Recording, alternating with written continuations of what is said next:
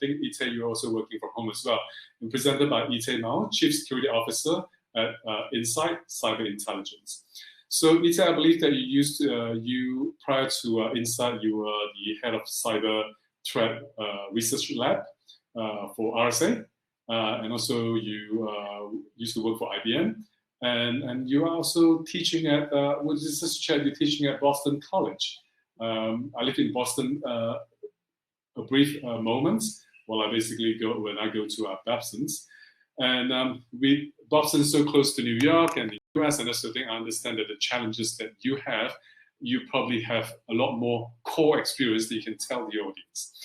Hello, everyone. So please do basically go to the chat column and say hello to Etay. Or if you have any questions, please type them at the Ask Questions button, or you can ask a question via the chat box. Etay will answer all the questions after his presentations. Without further ado, I'll pass it back to you on Etay. Thank you so much for joining us with this live stream webinar and doing this presentation. Thank you. Hi, everyone. Thank you for joining this session. My name is Etay Maor. I'll just share my presentation so we can kick things off. Just a sec. Okay. So I hope everyone can see my screen. So this session is working top 10 cybersecurity tips working from home. I will be presenting, and following me will be Adam. So thank you again for joining this session, and I hope everybody is safe. A brief introduction. So my name is Etay Maor. Thank you for introducing me before that.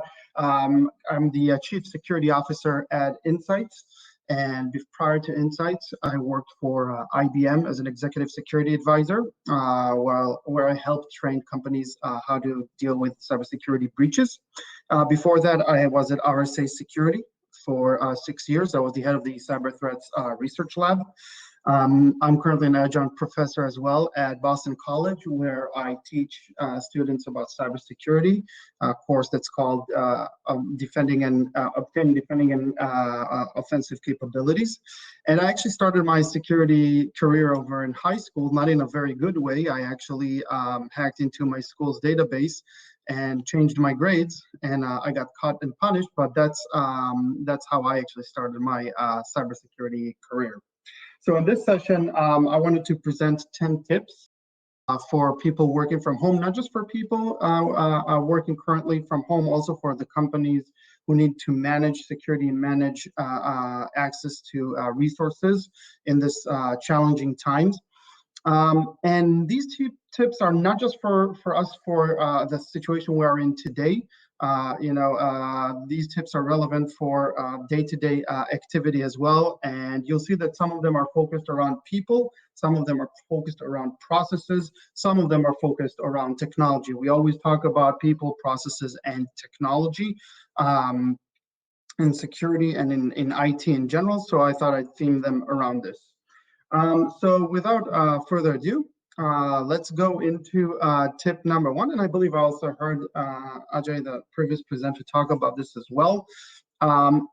First tip is there's no place like work. I know it's no place like home, but right now we all work from home, or almost all of us.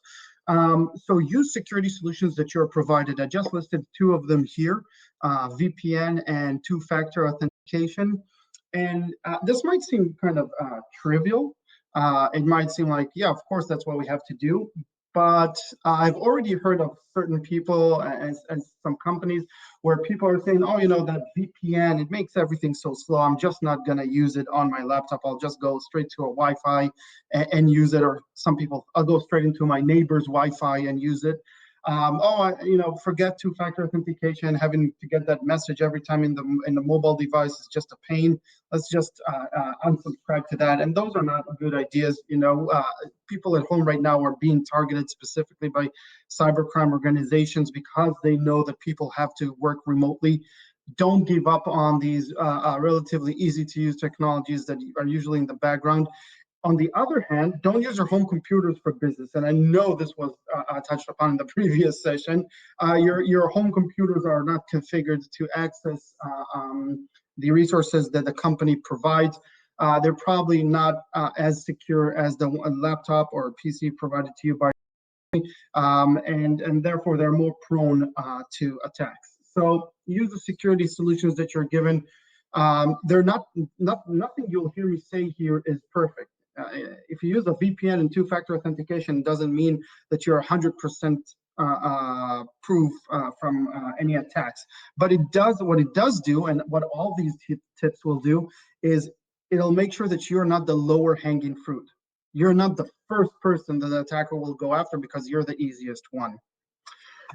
Next tip, be social, but be careful. This is more around people and social engineering.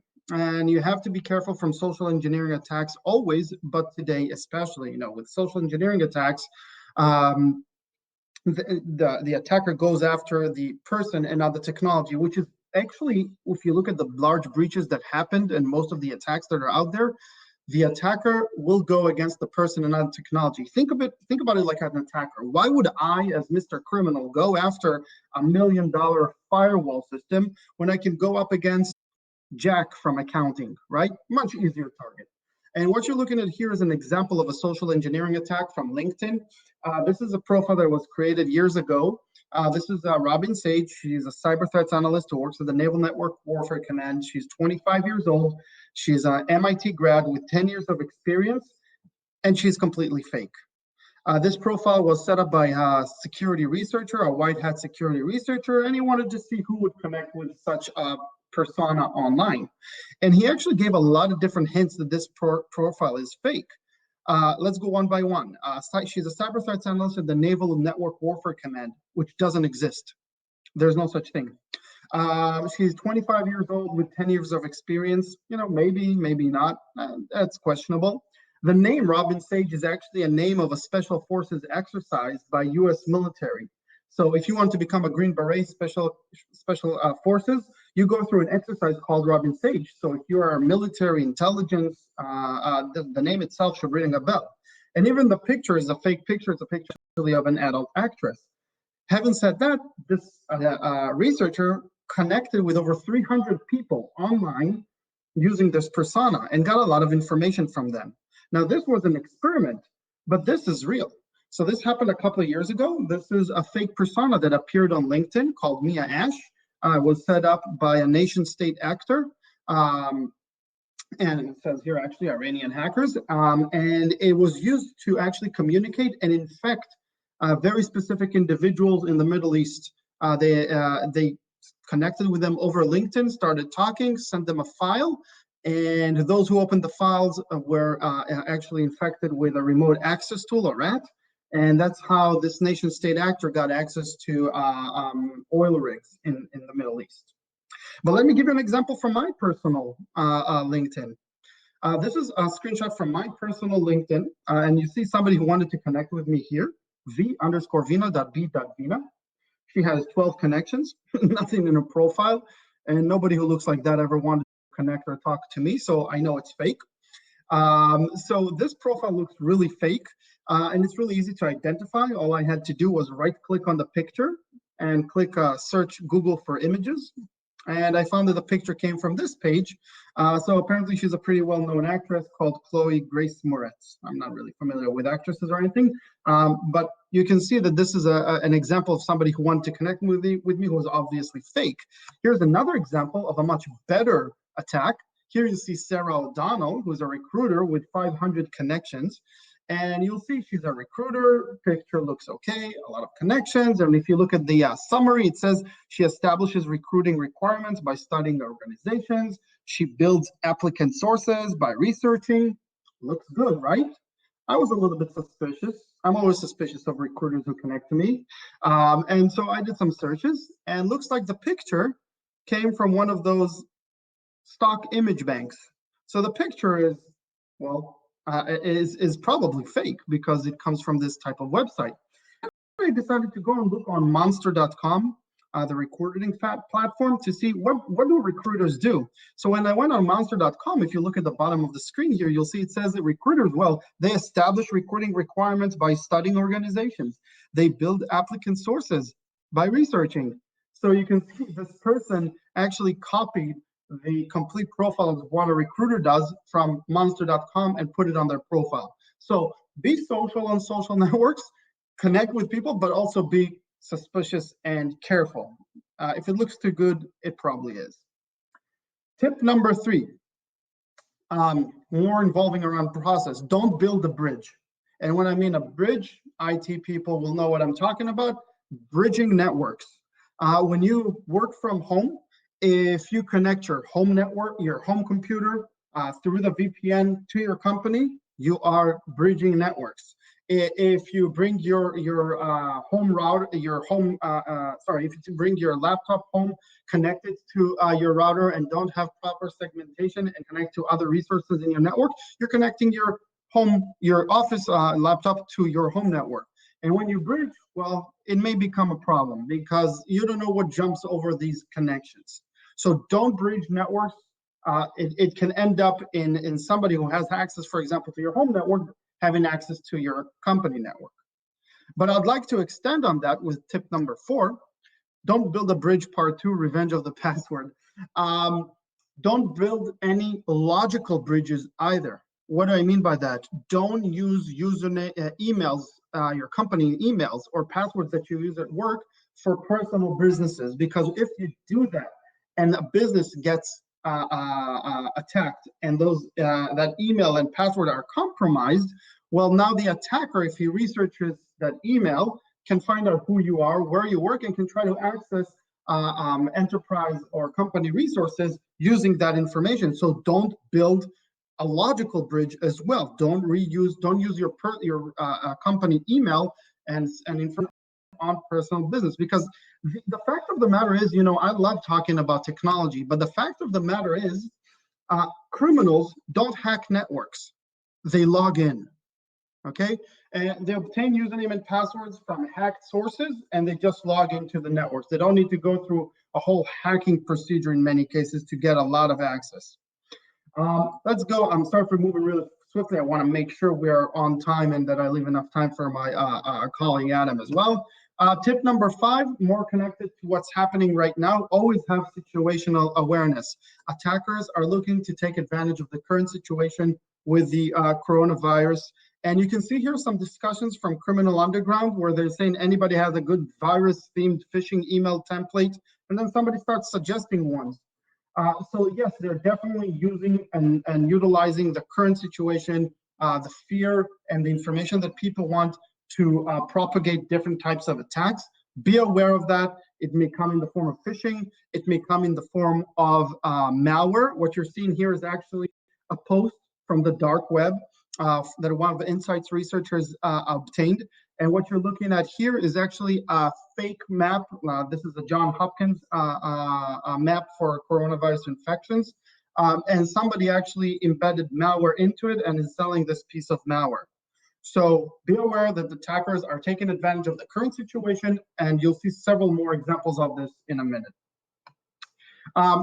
Here's another example of this, still under situational awareness. What I did here is I went into our platform that you'll see in a couple of minutes, and I actually looked into all the domains that have been registered using Corona and COVID in their names. And look at the number of registrations. In January, there were 1,400 domains registered. By the way, in 2019, there was a total of 190 domains using those keywords. In January, it was 1,400 something. In February, it was 3,000 something. And in March, I can tell that this number is correct because I pulled this a week ago. There are 38,000 domains already registered with Corona and COVID. Some of them are legit, some of them are just parking. A lot of them have already turned into phishing attacks like this one that you can see. This is directly from our tool, the IntSights Threat Intelligence tool. Tip number 6, changes. Yes, well, the attacks that are happening right now also happen because attackers are looking to take advantage of some of the new tools that we are using. And what we've actually seen is an uptick of discussions in criminal underground forums around how to attack and how to exploit systems like Zoom, WebEx, and other remote working and remote collaboration tools. And what you're looking at here is I actually looked, again, in our tool, I looked into our the vulnerability risk manager, and I looked into different CVEs, vulnerabilities in Zoom and WebEx and a couple of others. And I looked at how much are they discussed in the criminal underground. And you can see that they were not discussed until early 2020, when all of a sudden it peaked. Because the criminals are now talking about how can they utilize and how they can exploit these types of collaboration tools that are being used by a lot of people today. So the attackers are paying attention to the changes in the technologies, and they are adapting accordingly.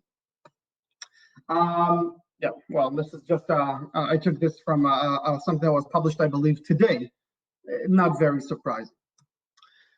Be smarter than your smart device. Another vector of attack is mobile devices, and this is pretty straightforward. Criminals are putting out these fake APKs, these fake apps for mobile devices, and these are embedded with different capabilities. Some of them have spyware capabilities, some of them are just ads, some of them are scareware and ransomware. So they're just deploying these under the fake pretense of coronavirus live, and see who's next to you, who might be and stuff like that. Tip number 8, it's not just your laptop. So we've been talking about computers mostly and the mobile device, but it's not only that. When working from home, and this is of course a general tip, but especially now, make sure that all your devices are secure. Don't keep the default passwords. You can go into search engines like Shodan and Census and very easily start seeing people's home cameras by doing very simple searches, just because they didn't properly secure them and they didn't change the default passwords. You can see some examples of stuff that's happening right now. Routers that are hacked to spread coronavirus malware. Check your router admin password now. Right, a lot of these attacks are just based on the mere fact that people don't change the default passwords that come with these devices, and the attacker can just Google the manual and try these different passwords on these devices. So make sure that you change default passwords to all your smart devices, all your connected devices. Tip number 9, and we're coming towards the end of my session, and I'll give Adam the ground pretty soon. Tip number 9, people, process, technologies. This is completely around people. I love this slide. I always end actually my sessions with this slide. Today it's the one before the last one. If you don't know the story behind this picture, this picture is from World War II. The U.S. was losing actually a lot of bombers in World War II, and they approached the U.S. Air Force approached several think tanks in the U.S. and asked them for help around their bombers and asked to raise the survivorship of their bombers. The first thing, they started working with a think tank in New York, in Columbia University, and the first thing that the think tank asked from the U.S. Air Force was of where your bombers are getting hit. And the Air Force replied with this picture. And so immediately the engineers went into work and started putting plating and protection where the red dots are, right? And it was actually a statistician by the Abraham Wald that stood up and pointed out that this is completely wrong. And it's been since known as the survivorship bias. He said, no, don't put protection there, because what you're looking at here is where the bombers are getting hit and are making it back. That's why you see the holes in the planes that are making it back. But one hit to the engine and the plane doesn't make it back, right? That's why there are no red dots on the engine. And those are the areas that you need to protect. And therefore, I want to highlight here, companies that work, we always focus around the technology, antiviruses and VPNs and more technology. Let's focus on the people, because that's where the attackers are going. Those are those black areas that people don't usually pay attention to, and that's what's going to hit the hardest. That's why I started with the example of why would I go up as an attacker against a technology when I can go up against a person. And I want to remind everybody, you are all part of your company's security team. What you do in the company, you are part of the security team, because you are going to be the first target that the attackers go after. He's not going to go after your IT and security people. He's not going to go after the firewall. He's going to go against the people. The last tip that I have here before handing it over is defend forward. Adam is going to show some of the capabilities that threat intelligence and what threat intelligence allows you to do. But I also want to invite you to look into our website and to all the resources that are out there for free. Get educated, understand some of the capabilities that are out there for the attackers and for the defenders. These are all free, informative documents. There are webinars. Hey, there I am again. There are also webinars, white papers, research papers that will teach you around these different threats that we are facing, how nation states are utilizing different technologies and different capabilities, and help you prepare for the attack before it actually hits you. And with that, I hope I kept to time. I'll stop sharing my screen and hand it back. Thank you, Etay. Thank you for the presentations. We'll do a question later, but again, you are welcome to ask any questions at the Ask Question button, or type in the chat box if you have any questions for Etay, or the next presenter, Adam Shor, Director of Engineering, IntSights. Adam, I believe you're based in Singapore. I met you once in Hong Kong and so in Singapore as well. And you reside in Singapore, and majority of the clients that are dealing with you are Southeast Asian clients. Am I correct? Yes, actually, thank you very much, Jeffrey and Etay, for the great session. I'm based out of Singapore for the past almost 2 years, enjoying this beloved country. And yeah, working with you also for the past, I think, 1.5 years, serving a lot of multiple customers, helping them to build their threat intelligence program in order to gain visibility to most places that people just don't have the visibility into. Okay, well, all our audience, actually 90% of our audience today are based in Singapore. So here we go. Without further ado, pass it back to you, Adam. Okay, let me share my screen for a second. Share. Hope you can see my screen right now. So again, Etay, thank you very much for the insightful session that you just did. I think that I learned some things, even though I know you for a long time already. So what I would like to discuss today, and I know I have briefly like 10 minutes to show you how a good threat intelligence tool can leverage an organization to be more proactive rather than reactive from emerging external threats. So here you can see the ETP suite, what we call the external threat protection, which allow organization basically to monitor different intelligence vectors with regards to their organizations. So as you can see, we have few modes system. The threat command will provide you the intelligence that is related to your external facing assets. The tip will give you intelligence about the indicator of compromise that are available out there, high, medium, and low, and enrichment and context about those IOCs. Risk vulnerability analyzer, which allow you to better prioritize your CVEs and your next patching cycles.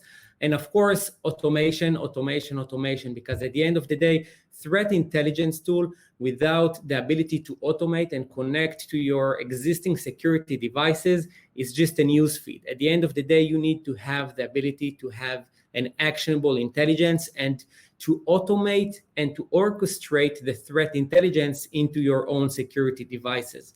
And lastly, we know that most of the organization are very interested to monitor what is the third-party risk, to understand how risky it is to working with a third party. So this is another segments in our system that allow organization to test or to assess what is the risk working with those third parties.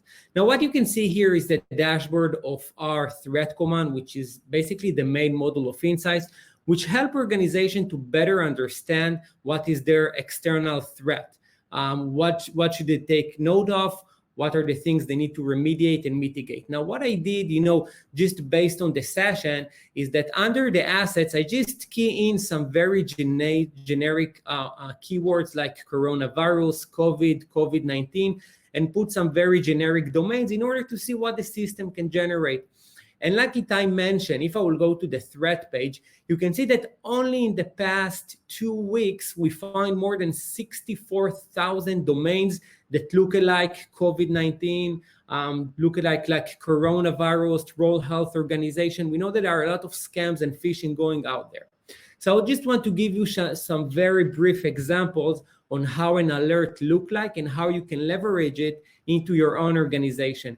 Out of those, more than 2,000 alerts that our system have been generated automatically, there is one specific alert that caught my eye in specific, which called the coronavirus.info. And I found it very, very suspicious to have this domain registered in such a unique way. You can see that suspected phishing domain was registered coronavirus.info. It was last registered in January 18 when the coronavirus actually emerged, and we can see that it was last updated in March 30. Now, right now, from that particular page, you have the content, you have the description, you even have the who is query.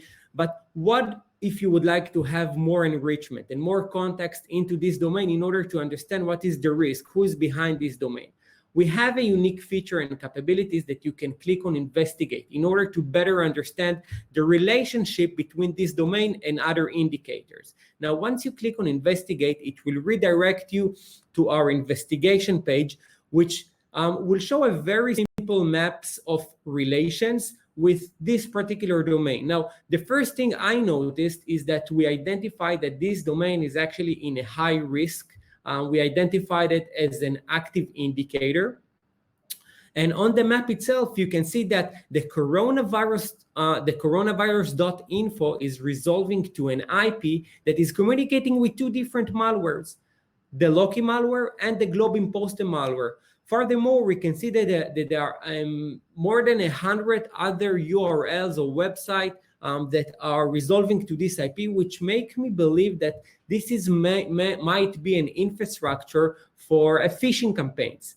You can see that under threat sources, we have 14 sources that actually reported on that particular domain. 2 of them are Farsight and VirusTotal. We can see that we even reported under our threat library. And we identified that there is a campaign that's called COVID-19.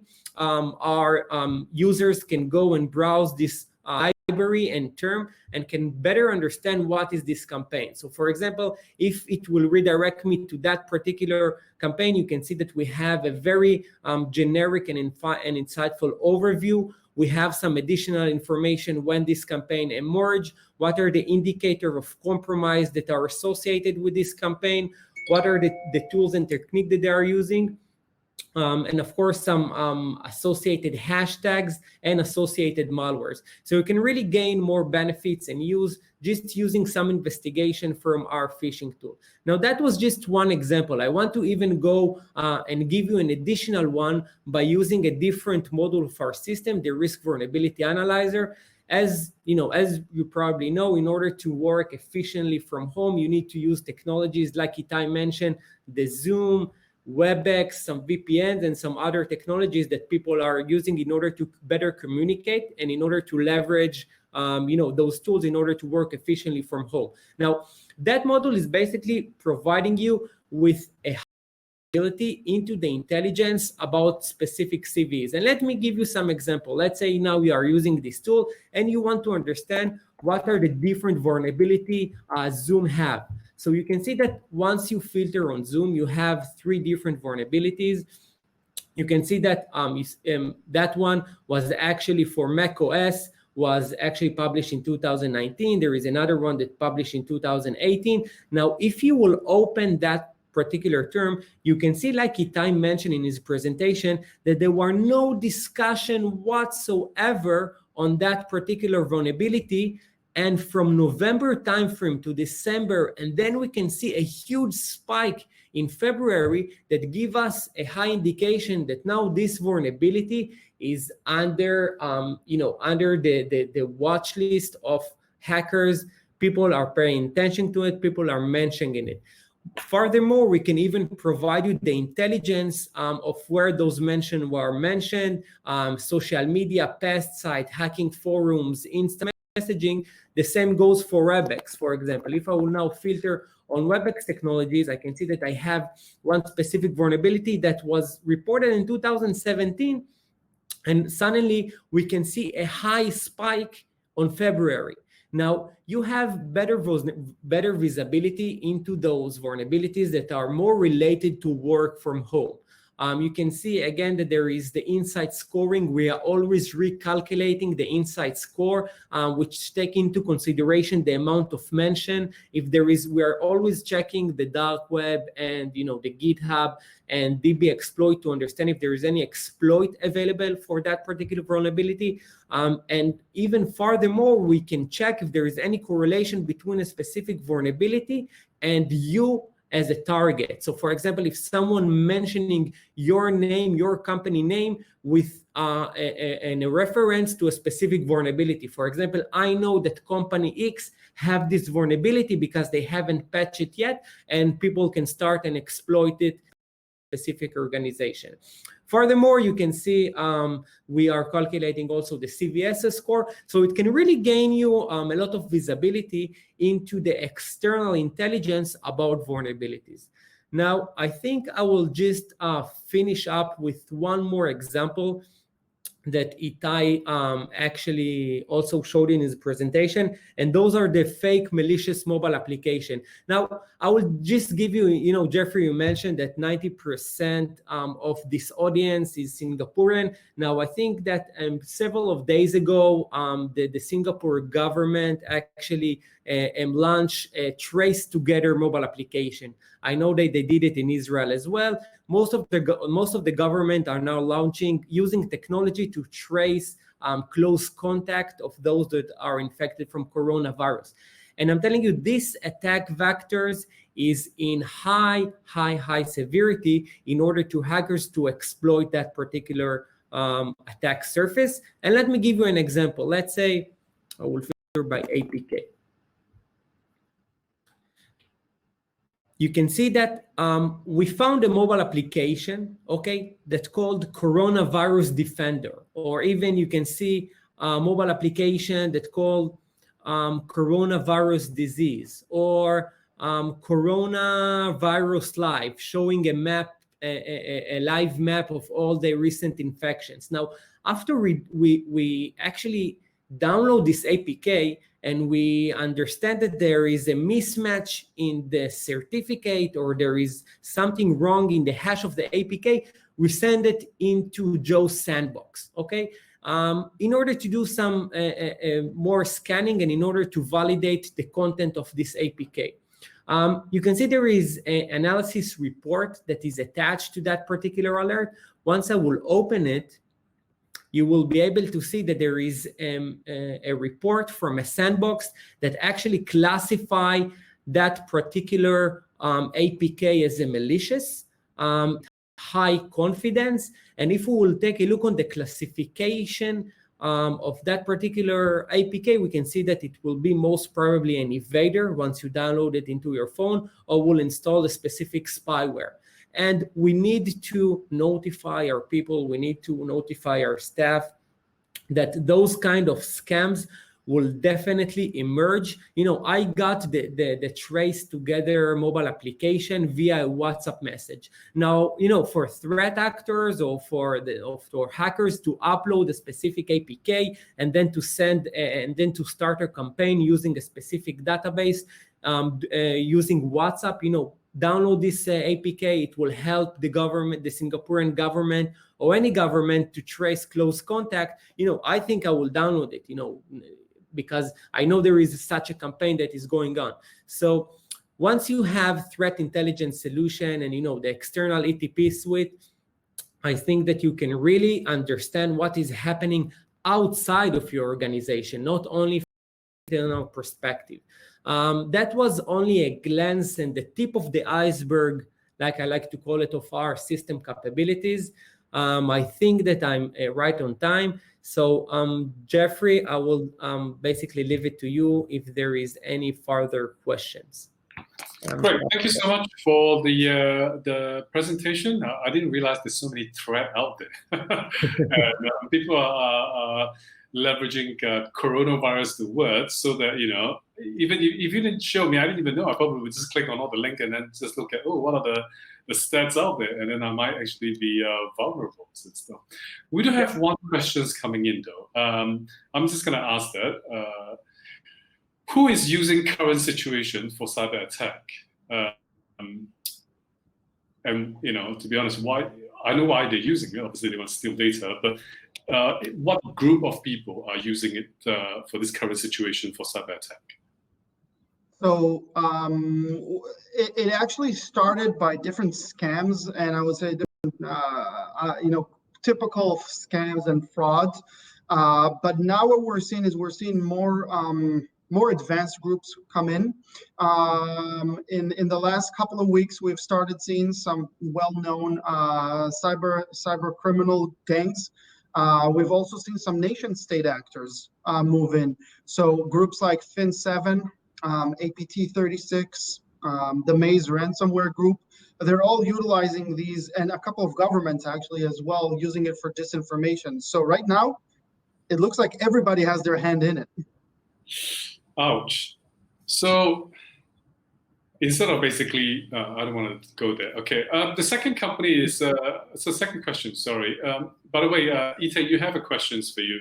Pankaj was asking if you can share the website, but Pankaj will give Etay or Adam email to you, and they will basically share with you directly. We have another questions coming in. What do companies do now? They really have to work from home, knowing that these type of threats are out there, and how do you basically track what type of threats are out there? How do they work with you, really? So I think most of the stuff that I presented was for the people working from home, but there's also the companies who now have to manage all their resources and all their servers and everything. So I think there's several things that have to be done. Adam mentioned a couple of them. You really want to pay attention to what criminals are talking about and be ahead of the ball when it comes to understanding what's going to be coming up next. You saw some of those graphs of discussions around some of these threats.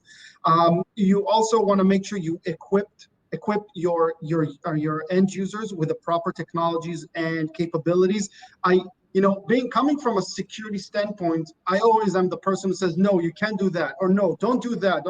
But you also have to give capabilities. Otherwise, everybody turns into a hacker, and everybody will find ways around it and find ways to work. So make sure that you're also providing solutions. And I would add one more is, if you're using different technologies for cooperation, for communication, make sure that you monitor what's going on with them, with what types of capabilities you're giving your home users when it comes to accessing your servers. Really want to watch those remote access. I know everybody's doing remote access now, but you really want to pay attention because the users may not be the only ones who are doing this. So I think IT and security have their work cut out for them. But those are the three things I would look into. I don't know if Adam, if you wanted to add anything on top of that. Yeah, Etay, I definitely agree with you. And I think, it's even the mindset that you need now to be more vigilant into places that you are not doing in your day-to-day, because most of the organization is now working outside of the organization in their facilities. So just to have this visibility into the places that you just recently don't have is already giving you and leveraging you to be more proactive rather than reactive as before. Question from Steven. So I believe Etay and Adam, you be able to read it. Staff using Citrix connection back to the office, but using a local device installation on Skype or MS Teams. Thought good, bad, avoid. Citrix connection back to the office or using local device installations, Skype or MS Teams. I'm a little bit afraid to answer this because there's a couple of hidden values here for me. When they're saying using local installation on their own computer, local installation on company provided computer. I really am not 100% sure. I'd be happy if you want a more detailed answer. If we're providing our emails later, I'll be happy to discuss this if we get a little bit more details. I think let's do that. Stephen say, as in own personal device, there are a lot of BYOD out there, okay? Like, I want to tell you what happened. Companies are trying to save money in these situations. They ask staff, use your own personal computer, use your own personal device, use your kid's computer. Yeah, and you know, this goes exactly to the point that I was making before. It's easy to say no or say do this, but you also have to provide the users with the tools and the technologies to make sure that you're protected. You don't want to save money by doing BYOD, but then spending money because you have to do a breach recovery. Is this a good bad idea? I would not do these things from a BYOD device or something that is not company issued, properly monitored, properly patched. So again, I don't know what the limitations are, but I would definitely go with something that's company mandated before I use those things. Adam and Etay, I think this is a problem that a lot of people face. I don't think they have a choice right now. So if they don't have a choice, they have to use their personal devices. What can they do, and how can they mitigate all this risk? So I'd say let's start with the basic stuff. First of all, make sure that all your system is patched. You know, a lot of times we tend to ignore the warnings that we get. Make sure that your system is up to date. A lot of these systems are not properly up to date, which means there might be an active exploit. Then use the very basic common things. Don't click on stuff that you're not familiar with. Don't download stuff you're not familiar with. Use sophisticated passwords. Use a password manager if you can. Use two-factor authentication every time you can. These are as I mentioned at the beginning of my session, do the basics, and you're not going to be the lower-hanging fruit that the attacker will go for first. All right, Alan was asking, is there a financial benefit for Corona cyber attack type part for this information? I'm not so sure I understand the questions, but gentlemen? The way that they're using the financial benefit is they're just using this current situation to propagate different types of fraud. So for example, we saw several phishing sites on our platform that Adam showed where it's Corona themed, but they ask you for information, username and passwords, or bank account information, or PII information that can be used for account takeover fraud or new account fraud. So those are the financial gains that these types of attacks see. We've also seen some just scams, like typical 419 Nigerian prince type of scams, but related to Corona. People who are selling face masks, sanitizers. I remember one specific one from a criminal underground, a person who said he is infected with Corona and he'll sell his blood for $1,000 to medical personnel who want to look into it. And I was laughing. I've seen it all. Like, there's different ways to, if there's a way to monetize on a situation, trust these cyber criminals to find it. Okay, well, that's hilarious. Okay, well, we don't have any more questions, but I believe that, we will share Etay's and also Adam's contact to all the participants. If you have more in-depth questions and more personalized questions and needs that you need to ask them, please go ahead. But before we end, any last tips or word of advice? My tip is just as we are staying safe, social distancing, stay safe online. I always go with what I was taught in the military by my sergeant. He said, if there is a doubt, there's no doubt. If you have any doubt about a phishing or anything that you get, just don't click it, just avoid it. Great. Thank you, Adam. Thank you, Etay. Thank you, ladies and gentlemen, participants joining this particular session. Next session is going to basically start at 11:55 by BlackBerry. So we have about 20-minute break in between. So we'll grab some snack, coffees, and stuff. Thank you. I'll see you guys soon. I hope I can see you in Singapore if I can fly. Bye-bye. Bye-bye. See you. Thanks, Etay. Thanks, Jeffrey. Bye-bye.